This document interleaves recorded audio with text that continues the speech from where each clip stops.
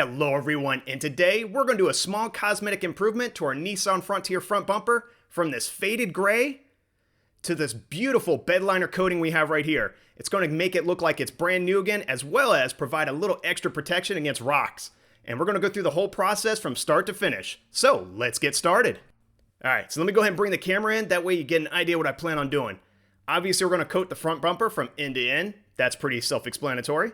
We're also going to take off our fog light finishers and do those, as well as our license plate bracket. We want to make sure we take all these pieces off, that way we get behind everything and every nook and cranny. As well as when we go under the vehicle, we're going to get this trim panel, as well as the ones on the side, these right here. So that's where we're going to plan on doing it, and we're going to take them all apart, spray them, and then put it back together. And for our very first step, let's go and remove our fog light finishers. So I'll grab my trim removal tool and see if we can pop this right out. Come on, almost there. And there we go. So that one was pretty easy. Alright, so now let's go ahead and go to the passenger side, this one right here. I'm going to try to pop it out just with my hands. Oh wow, so that one was actually pretty easy as well. Very nice. Next, let's go and grab our 10mm socket and socket wrench, and let's go ahead and remove our license plate bracket. And it's only 2 screws. See if I can get this first one loosened up. And alright, so there's one. And let's get the next one.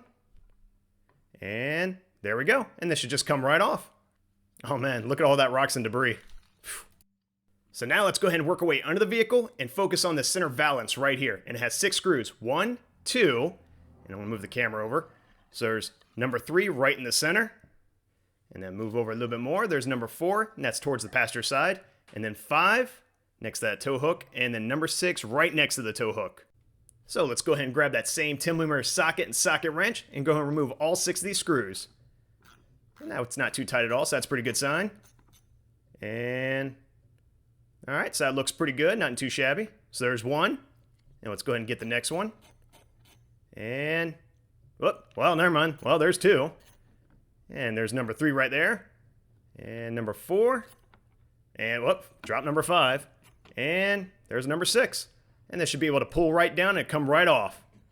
And go ahead and start right there. There we go. And we'll get the next side. And there we go. And it was just that easy. So real quick, I'm going to jump in the vehicle and turn my steering wheel counterclockwise, and I'll show you why in a little bit. So let's continue on under the vehicle. I'm going to grab my Phillips screwdriver and go ahead and remove the 2 screws for the front valance, the left side and the right side. And just out of bad habit, I always do the passenger side first. So there's one screw. Looks pretty simple. Now let's get the next one. Come on. Alright, so this one's fighting a little bit. Let's see if we can just shake it out. There we go. So there's number 2. Alright, seems like good shape. Now this is why we move the steering wheel, just so we can get access to this screw. So let's go ahead and take this one off as well. And there we go, we didn't drop it. And that one's slightly shorter, so just keep that in mind. Now let's go ahead and remove our wheel liner from our fender. And all I'm doing is just prying it apart with my hand. I'm not actually taking it out, I'm just separating it. And then I'm going to grab a trim removal tool just to lift it up so I can actually get it over these screws and threads. Come on, there we go. So now I have access to the inside, and that's what I want. And let me bring the camera in, that way you can see what I see. So we're going to have to remove 2 nuts and 1 bolt, and that's what's in the circles right now. And I'm going to use that same 10mm socket and socket wrench and remove all 3 of those. And that one was a little rusted on, but it wasn't bad. Alright, so there's 1 nut right there, and I'll get the one in the center. Almost there, and yep, there's number 2, and I didn't drop it. And let's see if we could stretch and get this last bolt. I might have to go under the vehicle because this might be a little hard with the camera in the way. Yeah, I went under the vehicle just because it made it easier on me. So I'm loosening this up. Let's see if it drops. Yep, dropped right on me. So now that we have the passenger side complete, let me go ahead and turn the steering wheel clockwise so we're going to do the driver's side. And it's going to be the same amount of screws and steps, so that one was just as easy. And for our last part of the disassembly process, we have 4 bolts we need to remove off the bumper assembly. So I'm going to take that same 10mm socket and socket wrench, and we just want to remove these bolts. We're not removing the bumper, we're just removing the bolts. Alright, so there's 1, and there's 2, and come on, number 3, and number 4. And all I want to do is just get access right there. And now we're ready for our most important step. We're going to go ahead and clean all these surfaces. So I got my soapy water and a sponge, and we went ahead and douse every one of these and scrub them as clean as possible. We want to make sure there's no dust or oils embedded on any of these plastics. And by using the rough side of the sponge, it also scuffs up the surface just a little bit. And now we can go ahead and take our clean water and go ahead and rinse all that soap off. And I want to make sure I get as much as possible I can off on both sides. That doesn't look too bad at all. And I'll go ahead and set that aside and let that dry out in the sun.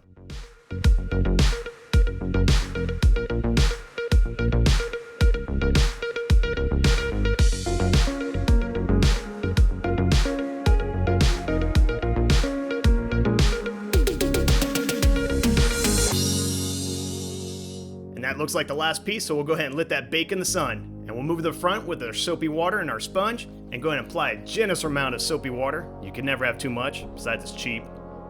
And now I'll take my sponge, take the rough side, and go ahead and scrub as hard as possible. Now when I get closer to the paint, like up here, I went ahead and flipped to the soft side sponge, that way I don't scratch the paint as much. And we're going to continue doing this for the rest of the bumper.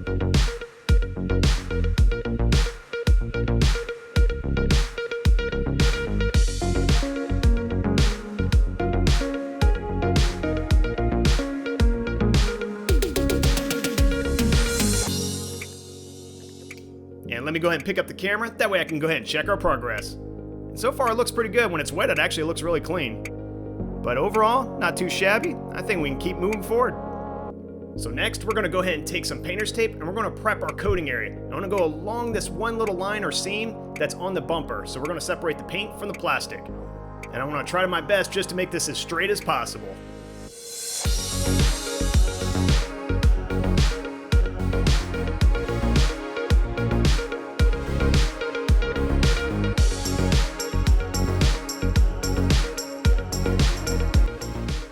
Just to be overly cautious, I went ahead and picked up a pack of drop cloth, and I'm going to go ahead and throw one right on the front of the truck. And I'm just going to spread this out and cover every area that we might have overspray.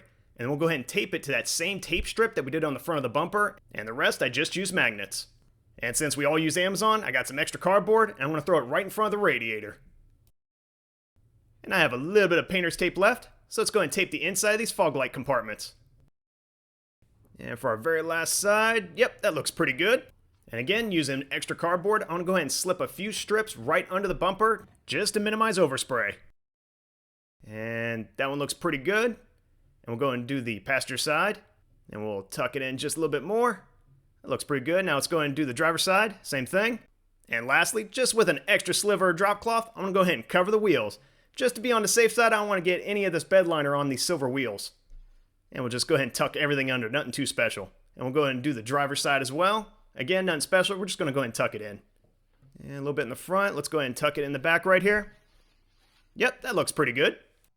Next, we're going to go ahead and take some rubbing alcohol and a microfiber cloth and go ahead and douse the microfiber cloth. You can never have too much. And we're going to go and wipe down all those same parts. We want to make sure there's no soapy residue left behind, and that way we have something for the surface to adhere to. And this is a fairly quick step, but take your time just to make sure you got every area covered. So that one looks pretty good. Now let's go ahead and go to the individual parts, same thing.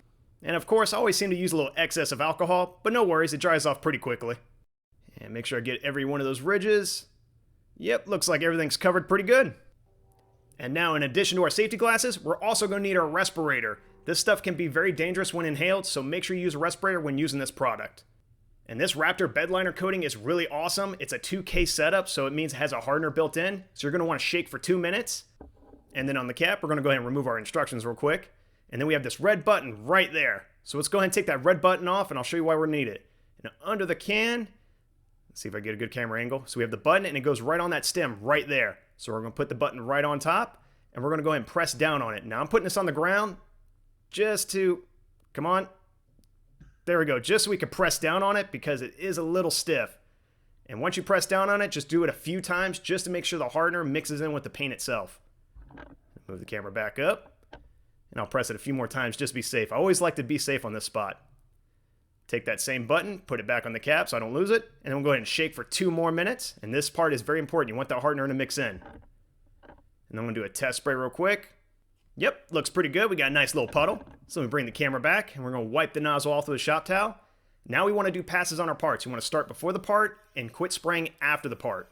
You want to do nice, even passes, and you want to do this about 2 to 3 feet away.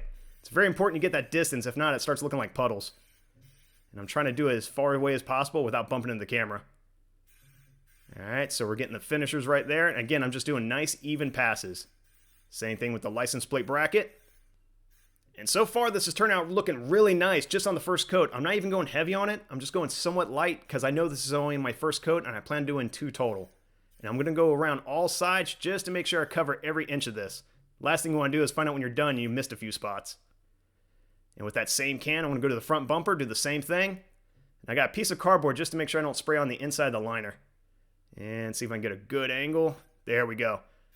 And again, I'm just doing nice, even passes, nothing too heavy. And a little bit more right there. Yep, that looks pretty good. Move the camera. Yeah, it's not a bad spot right there. And we'll do the same thing. Nice, even passes along the front.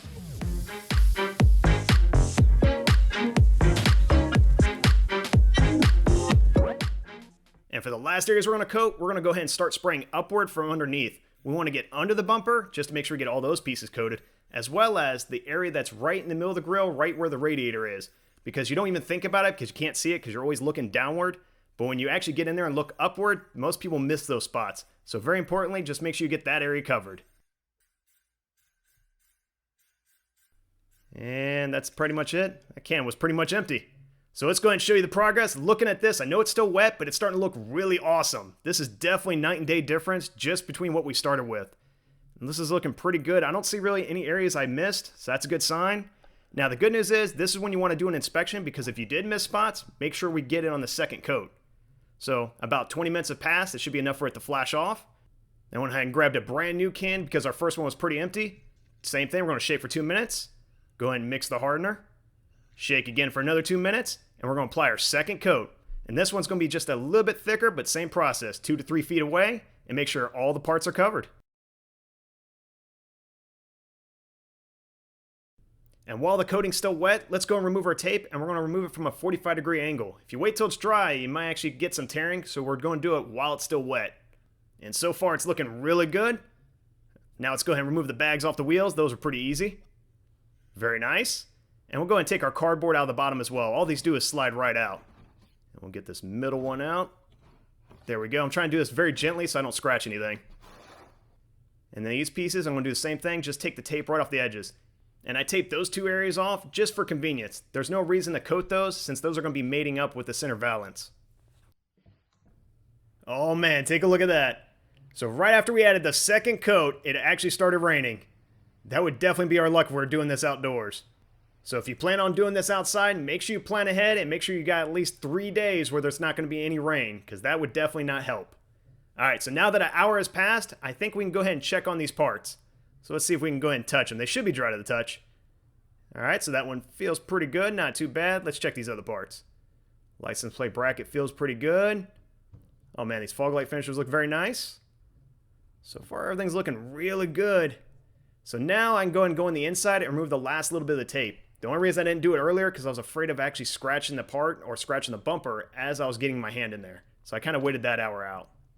And the same reason for the center cardboard, I was kind of afraid of actually scuffing our coating, so I waited till it to dry.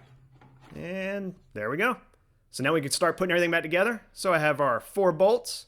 I have our thread locking compound. I'm going to apply a little bit of thread locking compound right to every one of these bolts and just go ahead and install them right back in. And we're going to need a 10mm socket and socket wrench. Now this is supposed to be tightened down to 9 inch-pounds, which is pretty much snug. So just don't over tighten these. Alright, so there's 3. And let's get our last one, number 4.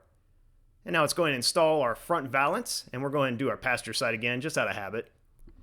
And I'm going to do the same thing. I'm going to take our thread locking compound, put a little bit on the threads, and try to get this one as well.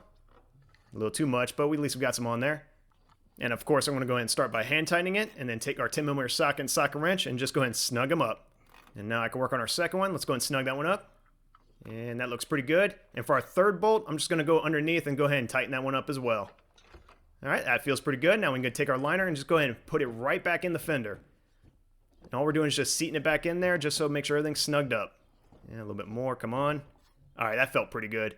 And then we'll take that same little miniature screw and go ahead and screw that right back in. Start by hand tightening it, obviously. And then take our Phillips screwdriver and make sure it's nice and snug. Very nice. And we'll go underneath with that same Phillips screwdriver and tighten these up as well. So there's one. And let's get the second one in there and make sure it's good and tight. Feels pretty good. Let's go onto the driver's side and do the exact same steps, nothing special. And now we can bring in our center valance, so let's go ahead and install that. And I'll see about going and getting it into place first, and it kind of slides forward, so you got to push up and then slide forward just a little bit. And yep, that snapped in very nicely. Let me go ahead and hold this one hand while trying to get my screw, and then throw some thread locking compound on that screw, and see if I can at least hand tighten this in there a little bit. Alright, so that's nice and snug. Alright, cool, I was able to let go of it. Now let's go ahead and install the other 5, and we should be good to go. So let's get number 2 in there, snug it up, get number 3, and number 4, 5, And let's get number 6. Beautiful. And this step is pretty easy. We just got to install these fog light finishers, and these just push right in. So I'll see if I can go ahead and get it into the angle, and then push forward. And there we go. Snapped right in. It looks pretty good too. Let's go ahead and do the passenger side as well. And again, just push it right in. Very nice. And for our last step, let's go ahead and install our license plate bracket. So I'll go ahead and get that in position.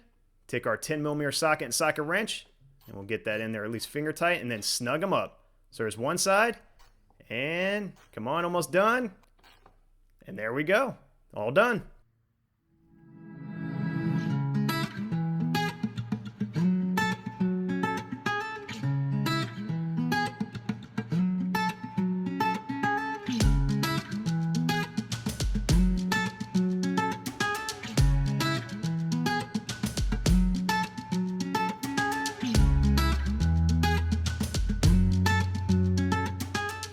And looking at these results, this thing came out looking awesome. I couldn't be happier of how it looks. I think it made the bumper look like new again. All this truck needs now is a brand new paint job. So, if you found this video helpful, please like and subscribe.